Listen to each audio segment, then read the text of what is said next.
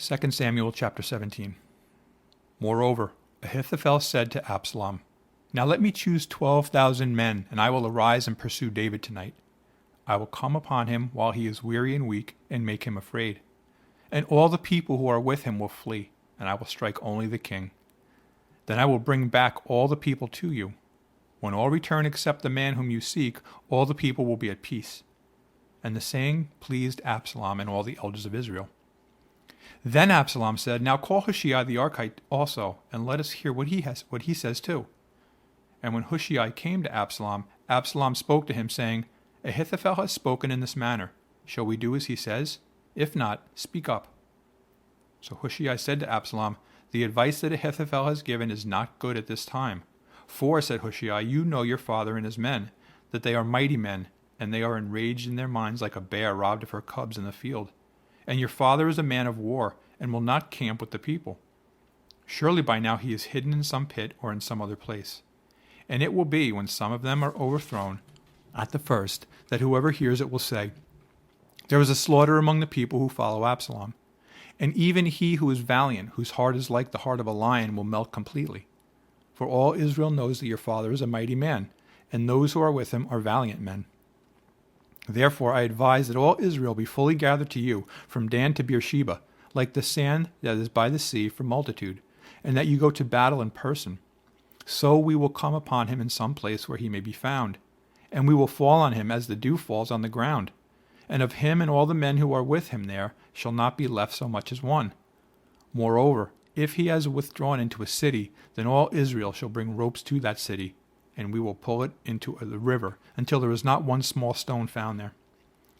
So Absalom and all the men of Israel said, The advice of Hushai the Archite is better than the advice of Ahithophel. For the Lord had purposed to defeat the good advice of Ahithophel, to the intent that the Lord might bring disaster on Absalom.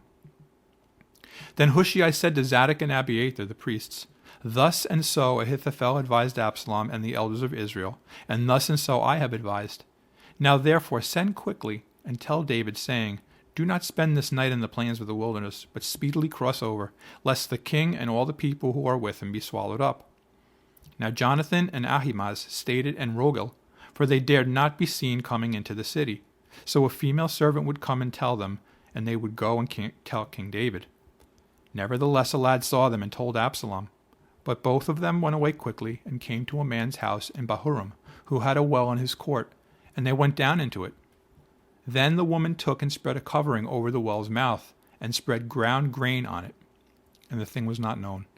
And when Absalom's servants came to the woman at the house, they said, Where are Ahimaaz and Jonathan?